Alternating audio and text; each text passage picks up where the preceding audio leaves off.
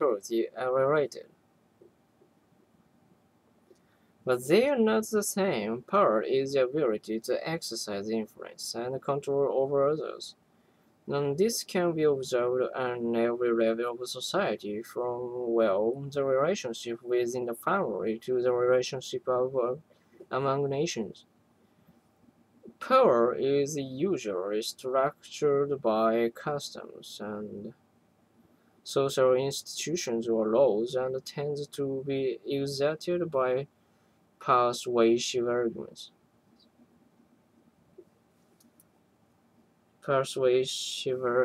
or coercion, persuasive.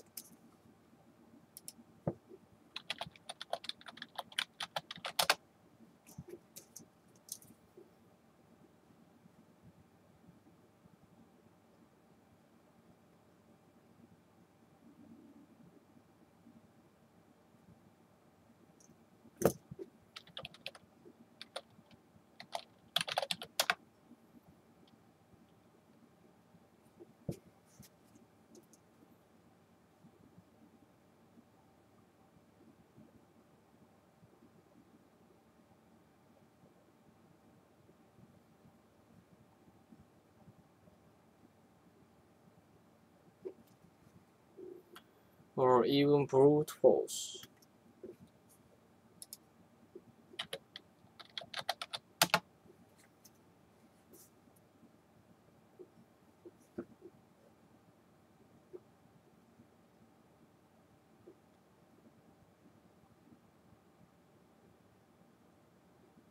なんてやつだ、あの野郎。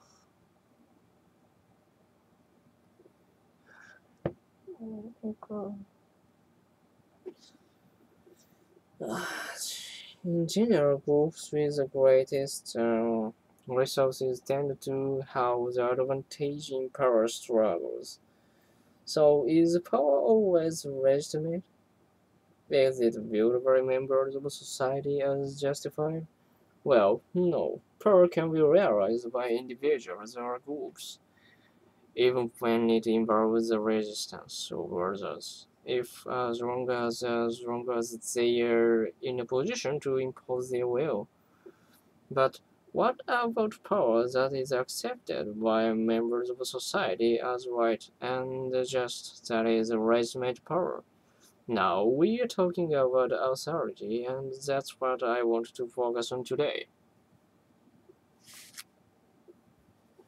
Okay, when individuals or institutions possess authority, they have recognized and established the right to determine policies with acceptance of the observer, over whom they exercise control. Max Weber, was a German classical sociologist, who proposed the three types of authority in society: traditional, charismatic, and irrational legal authority. In all three types, he acknowledged the traditional right of those in positions of power to lead, with the consent of the governed. So, how did Weber differentiate among the three types of authority? Well, he divided them according to how the right to read and the duty to follow are interpreted. Interpreted. In traditional authority, power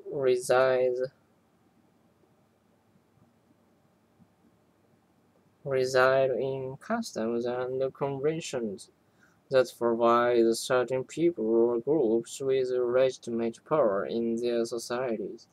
Often their origin is found in sacred traditions. The example that most often comes to mind is a monarchy in which kings or queens rule by birthright.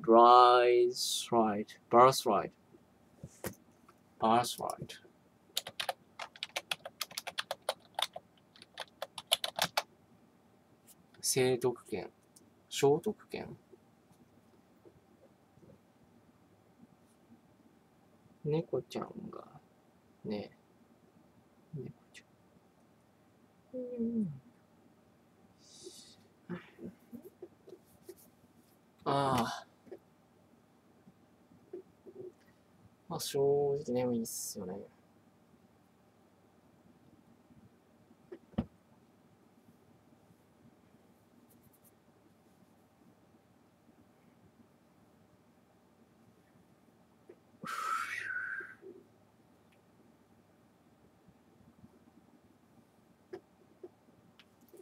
Not because of any particular quality of leadership or political election, just because they have a claim to authority, based on traditional acceptance of their position and, in some cases, their unique relationship and responsibility in religious practices.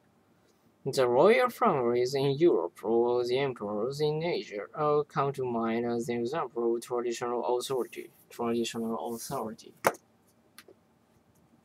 Okay, this contrasts sharply with charismatic authority, which is derived because of personal attributes that inspire admiration, loyalty, and even devotion.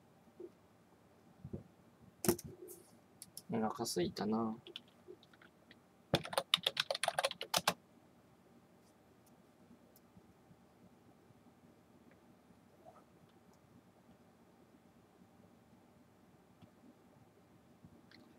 誠。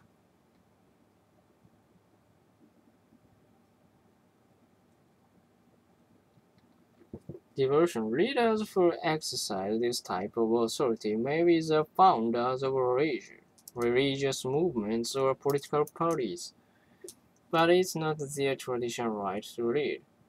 What's important here is that their followers are mobilized more by the force of the leader's personality than by the tradition or the law. So when we think of charismatic leaders in the United States, perhaps John Kennedy would be an example because he was able to project a useful and energetic image that people were proud to identify with. Or if you prefer Republicans, you may argue that Ronald Reagan was able to exercise authority by virtue of his charismatic appeal. In any case, going back to Weber, to qualify for charismatic authority, a leader must be able to appeal to enlist.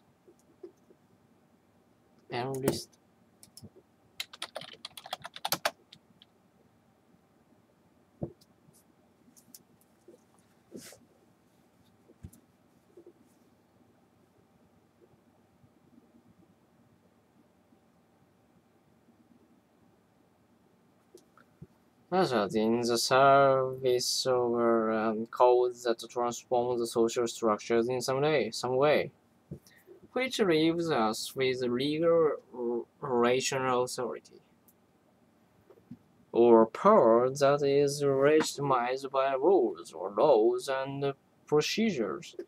In such a system, leaders gain authority not by tradition birthright or by charismatic appeals,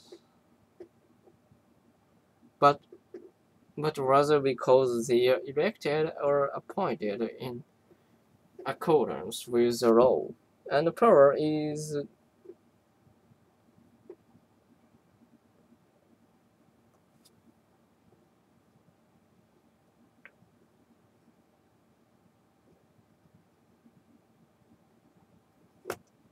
delegate. Mama.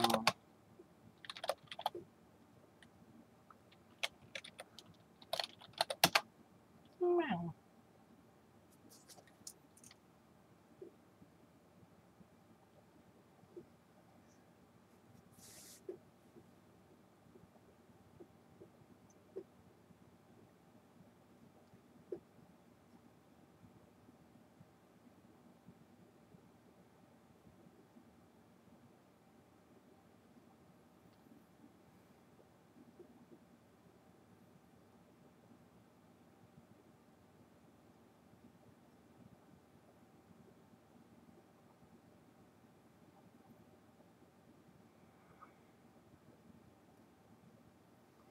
two layers of officials who owe their allegiance to the principal.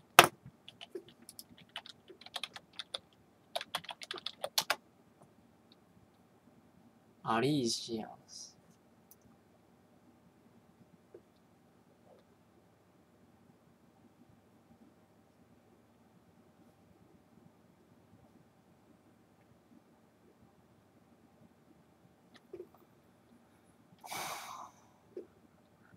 Allegiance to the principles that are agreed upon rationally.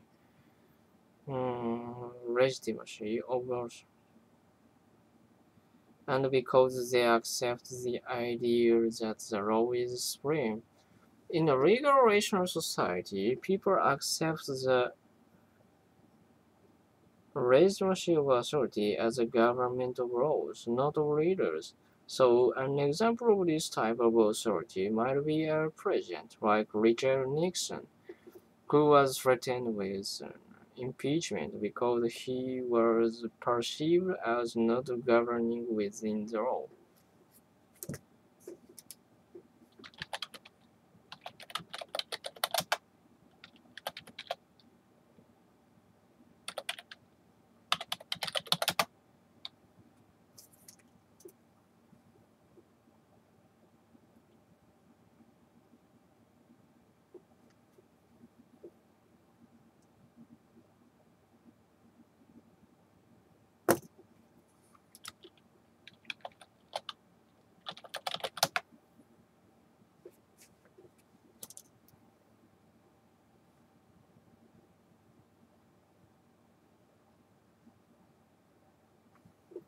Some sociologists have postulated.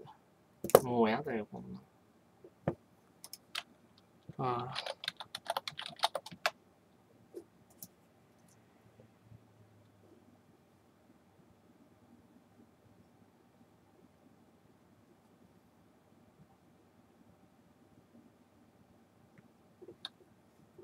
postulated that the three types of authority represent the stages of revolution in society. ああ、すげえ腹減ったかもしんね。That pre-industrial society tended to represent traditional authority, but then as societies move into an industrial age, the importance of tradition wanes in favor of charismatic authority with the natural rise of charismatic leaders. Then, as the modern era evolves, the rational legal authority embodied by rules or regulations replaces the loyalty to leaders in favor of respect for law. Of course, the sociologists argue that in practice, authority may be represented by a combination of several of these ideal types at any one time.